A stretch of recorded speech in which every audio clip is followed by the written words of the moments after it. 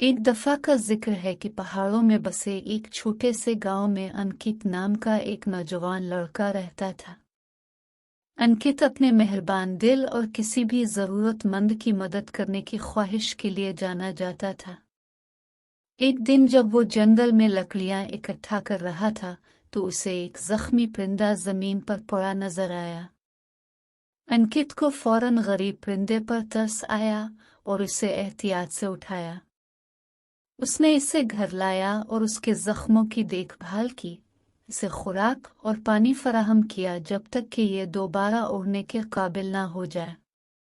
जैसे ही इसने परिंदे को आसमान में उड़ते देखा, अंकित को इत्मीनान और खुशी का एहसास हुआ जो उसने पहले कभी महसूस नहीं किया था।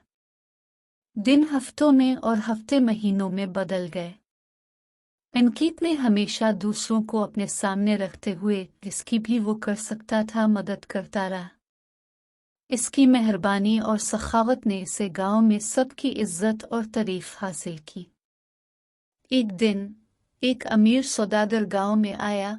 उसने गांव वालों से तमाम जमीन महंगे दामों खरीदने की पेशकश की। गांव वाले इस पेशकश से लालच में आ गए और अपनी जमीन बेचने के लिए तैयार हो गए, लेकिन अंकित ने बात की और उनसे दोबारा गौर करने पर जोर दिया। उसने उन्हें जमीन की खूबसूरती और अहमियत के बारे में याद दिलाया और ये कि इसने उनके खानदानों को नस्लों तक कैसे बरकरार रखा है।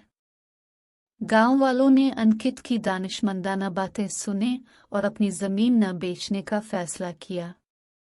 जैसा कि मालूम हुआ कि सौदागर कोई काबिल एतमाद शख्स नहीं था और अगर वो जमीन खरीदता तो उसे तबाह कर देता। अंकित की हिम्मत और दानिशमंदी की बदौलत गांव बच गया। इस दिन से अंकित गांव के हीरो के तौर पर जाने लगे।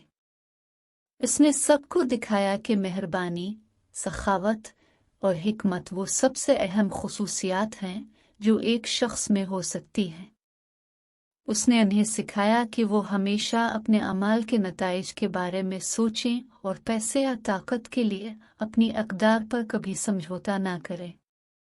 और इस तरह अंकित का अफसाना नस्ल दर नस्ल मुंतकिल होता रहा, लोगों को याद दिलाता है कि वो जो कुछ भी करते हैं हमेशा मेहरबान, बहादुर और अक्लमंद रहे। मज़ीद ऐसी कहानियाँ सुनने और देखने के लिए हमारे YouTube चैनल उर्दू स्टोरी को सब्सक्राइब करें और साथ दिए घंटी के निशान को भी दबा दें। शुक्रिया, जज़ाकल्लाह।